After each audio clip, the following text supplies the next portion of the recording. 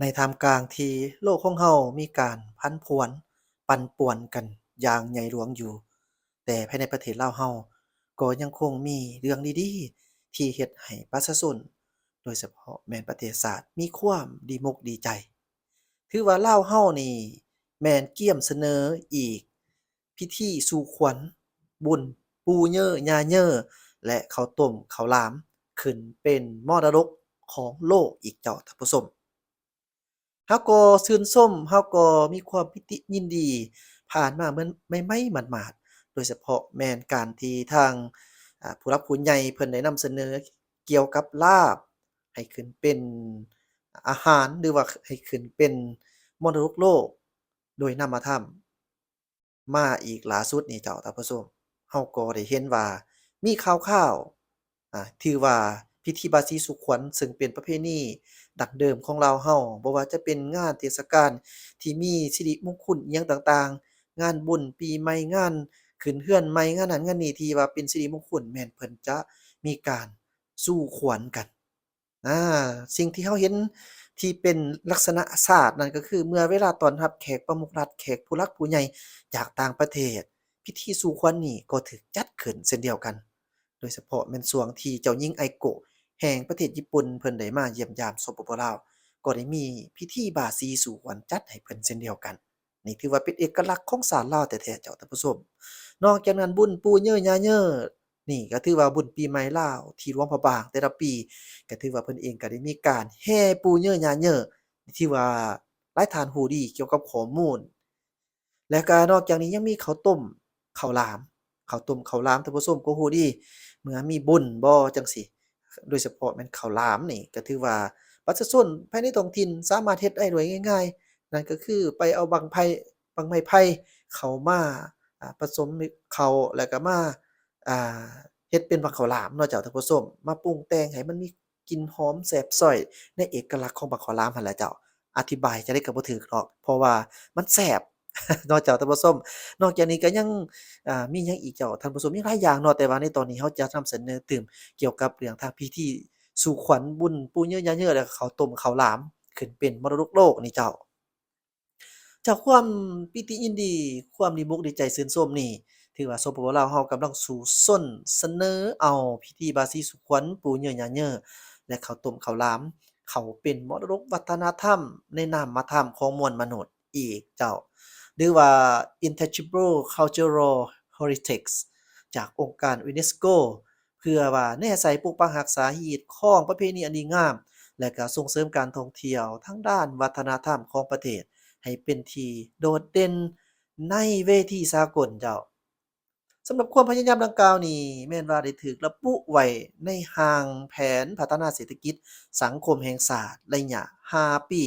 ครั้งที่10ซึ่งนอนอยู่ในแผนเวียกจุดสุมของการพัฒนาเวียกงานแถลงข่าวให้ทันสมัยและว่องไวพร้อมทั้งส่งเสริมวัฒนธรรมที่เป็นเอกลักษณ์ของชาติลาวเราให้ก้าวหน้า และสร้างสังคมให้มีความสามัคคีเป็นปึกแผ่นและศิวิไลซ์โดยกรรมการกรมการเมืองศูนย์กลางภาคนายกรัฐมนตรีฐานสอนชัยศรีพันดรเป็นผู้เสนอในกองประชุมเผยแผ่และเสื่อมซึมมติกองประชุมใหญ่ครั้งที่12ของพรรคที่จัดขึ้นเมื่อบ่ดนมานี้เจ้าสำหรับพิธีสู่ขวัญหรือว่าการบายสีแม่นพิธีกรรมทางความเชื่อที่ฝังลึก ในวิถีชีวิตของคนลาวมาตั้งแต่โบราณกาลชาวลาวเชื่อว่าคนเรามีขวัญ32ขวัญที่ปกปักรักษาร่างกายพิธีนี้จัดขึ้นเพื่อเอิ้นขวัญให้กลับมาอยู่กับเนื้อกับตัวกับคิงเป็นการอวยพรสร้างกำลังใจและความเป็นสิริมงคลในวาระสำคัญต่างๆเช่นว่างานแต่งดองการต้อนรับแขกบ้านแขกเมืองจั่งซี้การเกิดขึ้น หรือว่าการเกิดลูกใหม่หรือการเดินทางไกลจุดเด่นของพิธีแม่นว่าผ้าขวัญที่ประดับประดาด้วยดอกไม้อย่างงดงามและการผูกแขนด้วยฝ่ายสีขาวซึ่งแสดงถึงความผูกพันและความหักแพงของคนในสังคมจับสำหรับบุญปูเย่อญาเย่อเป็นสัญลักษณ์แห่งความเคารพนับถือบรรพบุรุษและเทวดาองค์รักษาเมืองมรดกโลกหลวงพระบาง ปูเย่อและย่าเย่อแม่นหน้ากากศักดิ์สิทธิ์ ที่มีลักษณะโดดเด่นพร้อมด้วยสิงแก้วสิงคำทุกๆปีในช่วงเทศกาลบุญปีใหม่ลาวจะมีการอัญเชิญหน้ากากปูเญอญาเญอออกมาเต้นร่ำแสดงเพื่อปัดเป่าสิ่งชั่วร้ายขอฝนฟ้าให้ตกต้องตามฤดูกาลและอวยพรให้ประชาชนอยู่เย็นเป็นสุข ซึ่งสะท้อนให้เห็นถึงความผูกพันระหว่างมนุษย์ธรรมศาสตร์และความเชื่อดั้งเดิมอันเป็นเอกลักษณ์สำหรับข้าวต้มข้าวหลามบ่เพียงแต่เป็นอาหารหวานพื้นเมืองที่แซ่บซ้อยเท่านั้นแต่ว่ายังเป็นตัวแทนของความอุดมสมบูรณ์ภูมิปัญญาท้องถิ่นและความสามัคคีในชุมชนข้าวต้มแม่นการนำเอาข้าวเหนียวมาปรุงรสชาติใส่หมูหรือกล้วย ห่อด้วยใบตองแล้วนำไปต้มส่วนว่าข้าวหลามแม่นการนำเอาข้าวเหนียวผสมกะทิใส่ในบั้งไม้ไผ่แล้วนำไปเผาไฟให้สุกทั้งสองเมนูนี้เป็นสิ่งที่ขาดบ่ได้ในงานบุญประเพณีต่างๆโดยเฉพาะแม่นบุญห่อข้าวประดับดินและบุญห่อข้าวสลากเพื่ออุทิศส่วนกุศลและแบ่งปันให้กันและกันในชุมชน การสุกโยทั้ง3รายการนี้ถือเป็นการต่อยอดความภาคภูมิใจของศาสตร์เนื่องจากเมื่อบ่ดนมานี้สังคมลาวก็กำลังฮือฮาและตื่นเต้นเป็นอย่างยิ่งเมื่อลาบซึ่งเป็นอาหารพื้นเมืองที่มีความคุ้นเคยกับชีวิตของคนลาวทุกเผ่าในปรากฏอยู่ในเว็บไซต์อย่างเป็นทางการขององค์การยูเนสโกพร้อมรอท่าการประกาศรับรองอย่างเป็นทางการ ในเดือนกันยาปี2026ที่จะมาถึงนี้เอาล่ะเจ้าตัวท่านท่านผู้ชมคิดเห็นว่าแนวใดเนาะสำหรับการที่เราได้รู้ข่าวๆข้อมูลเกี่ยวกับการเสนอพิธีสู่ขวัญบุญปู่ย่าญาและข้าวต้มข้าวหลามได้ขึ้นเป็นมรดกโลกนี่ท่านผู้ชมคิดว่าท่านผู้ชมมีความรู้สึกแนวใดอีกอย่างหนึ่งท่านผู้ชมมีหยังที่อยากจะ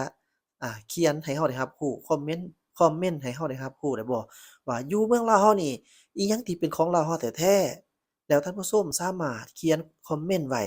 แน่นอนว่าจะมีผู้หลักผู้ใหญ่ผู้ที่เพิ่นเข้ามาเบิ่งได้ชมนี่ได้เห็นฉะนั้นบ่แน่เจ้าท่านผู้ชมอาจจะเป็นแรงผลักดันให้กับการที่นำเอาไปอ่า ที่นำเอาไปพิจารณาค้นคว้าเบิ่งข้อมูลและก็สิ่งหยังที่เป็นของลาวเราควรเอาขึ้นไว้บ่แน่อาจจะถูกส่งขึ้นเป็นมรดกโลกอีกก็เป็นไปได้ย้ำอีกเทื่อหนึ่งเจ้าทุกอย่างถ้าหากว่ามันเป็นของลาวเราแท้ๆเราก็ควรปกปักรักษาทั้งนี้ก็เพื่ออ่าปะไว้ให้กับรุ่นลูกรุ่นหลานสืบทอดกันอย่างยาวนาน ถ้าหากว่าเราบ่ร่วมกันปกปักรักษาแน่นอนผู้เกิดใหม่ใหญ่รุ่นก็จะบ่ฮู้ว่าแม่นหยังเป็นของลาวเราแท้ๆลาวเรากำเนิดมาจากไสและอิหยังที่เป็นเครื่องของที่มีคุณค่าที่มีอ่าที่เป็นเอกลักษณ์ของชาติที่มีความผูกพันกับคนลาวเรามาตั้งแต่ยุคใดสมัยใดเป็นต้นมา ฝากไว้เจ้าขอบใจหลายๆครับก็เป็นประโยชน์อย่าลืมกด Subscribe และสบายดีเจ้า